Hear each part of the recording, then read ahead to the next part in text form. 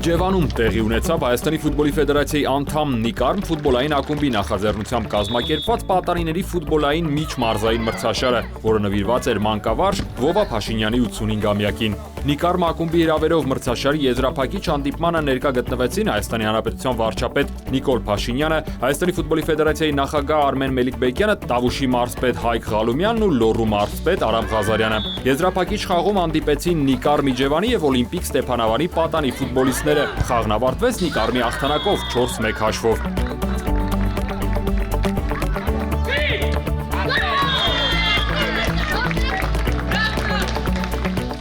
Հանդիպման ավարտից հետո մրցաշարի լավագույն ֆուտբոլիստները ստացան անհատական մրցանակներ, պարգևատրվեցին բոլոր ակումբների պատանի ֆուտբոլիստները, ինչպես նաև եզրափակչի մասնակիցներն ու մրցաշարում հաղթանակ տոնած Նիկարմ ակումբի սաները։